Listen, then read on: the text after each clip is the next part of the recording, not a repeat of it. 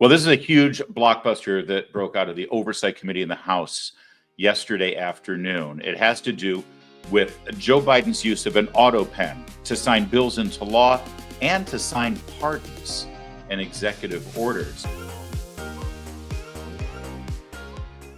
Now, it all began early in March. This was March 4th, when the Attorney General of Missouri asked, and this is, by the way, through the Oversight Project, great group over at Heritage Foundation, who has sort of been doing their own private sector oversight investigations into various things in the last presidency.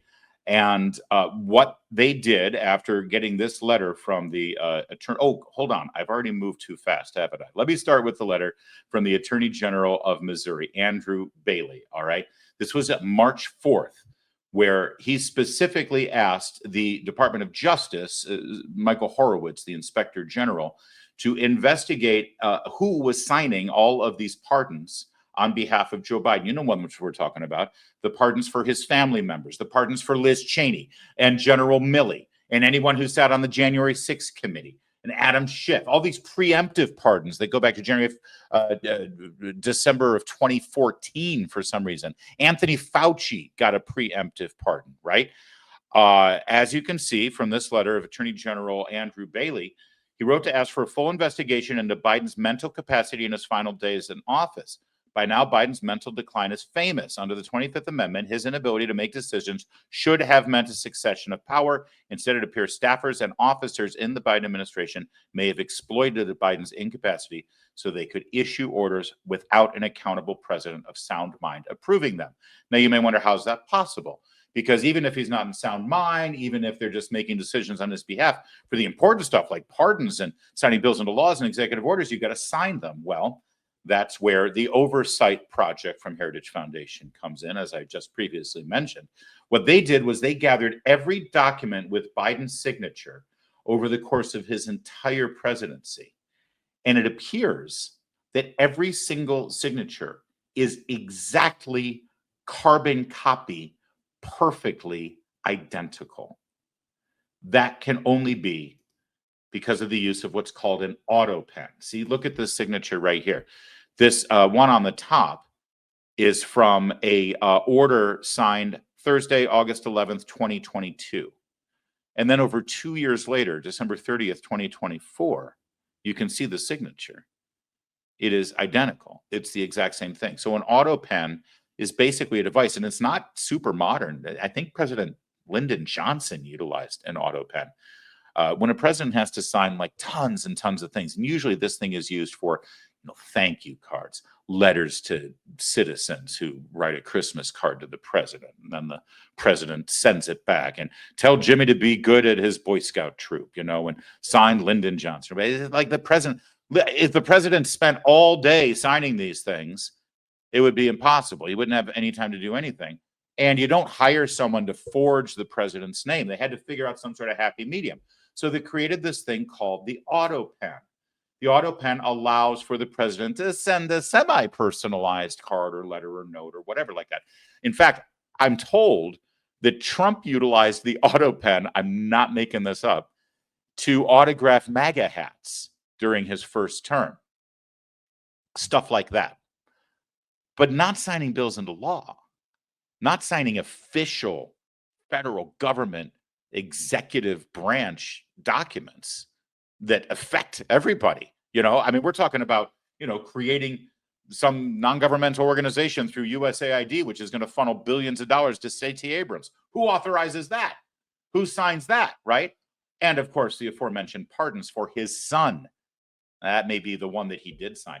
I'm told, based on researching this earlier today, that when Lyndon Johnson would sign something with his actual hand, with his pen, he would put a dot on the page next to his name to authenticate the fact that he had signed it versus the use of the autopen. So if you were like in correspondence with Johnson and you were getting some note from him, if the dot was there, you knew that he sent it personally. It's just some presidential trivia for you. So according to the Oversight Project out of Heritage Foundation, they found that signature right there. The autopen, Joseph Biden, signature on the vast majority of the official government documents that he signed. In fact, our friend Kyle Becker has put together this animation. Here, take a look at this. It's absolutely stunning. Here are the pardons for the Biden family, for the January 6th committee, for Anthony Fauci, for General Milley, and for Lundgren. Do you see? He takes that signature and then merges them all together, and you can see that they are identical. He used an autopen on pardons. Now, I want to be real here because I don't like walking you down a rosy path. This is the kind of thing that will be very, very hard to go after criminally or to undo what he has done with the autopen. And there's a couple of reasons for that. The first one is, and let me break this down real fast. There is constitutional language specific to bills and pardons. It's called the I think it's the presence clause or the presentence clause when it comes to bills going to the president to sign into law. Think about your Schoolhouse Rock, right? The bill is physically presented to the president. He has 10 days, not counting Sundays, to sign that bill. If he doesn't, then that's what's called a pocket veto. If he doesn't sign it, it just gets vetoed without him actually having to sign it and say veto. Or he can veto it, or he can sign it. But the language of the Constitution is clear. It says that the president must sign it. That's the language, not the bill must bear the president's signature, right? Which is different language. See, it has my signature, so it should be fine. Okay, yeah, but who signed it? The Constitution specifically says the president must sign it. Now, is there any precedent that we know of for a president to use an autopen to sign a bill into law? Not really. The only thing close that we can get to it has to do with the extension of existing laws that were supposed to sunset. In fact, it's the same law, ironically, the Patriot Act. Oh, yeah, we love our Patriot Act, don't we? George W. Bush signed the Patriot Act into law. Then, when it hit its first extension, President Bush was traveling abroad, so he authorized the use of an autopen for it. Ditto Barack Obama. He was traveling abroad, coincidentally, when the Patriot Act was about to expire, and the extension of the Patriot Act under Obama was also extended via the autopen. Now, was that constitutional? We don't know, because no one ever challenged it. No one ever sued over it. No one ever took this up the federal court system to say, wait a second, can you use an autopen? Because it's one thing when you've got George W. Bush flying all over the world, clearly competent, clearly on top of his game, clearly knowing what he's doing. Same with Barack Obama. But when you find out that Joe Biden, somebody who looked like he was incapacitated mentally, cognitively, and even physically, pretty much from day one, when you find out that the majority of actions he took were taken with an autopen, then you have to say, well, wait a second. How does he know that he signed that? How do we know that he signed that? How do we know that he knows that he signed that? Who the hell signed it? Who ran this White House? And clearly it was the person who pushed the button on the autopen. You see, it's a very different story, especially forget about bills and laws and trillions of dollars of spending that were activated by the autopen in some cases. What about pardons? Probably the single most powerful unitary power that the president has, even more so than engaging in war. Technically, the president can't engage in war. He needs Congress to declare war. This power that the president has is more powerful than anything else in the executive branch. The pardon power is unequivocal, and it can't be challenged unless it can be challenged over whether the president actually did sign the pardon. We don't have any precedent for this. Do we know that Joe Biden knows who he pardoned right now?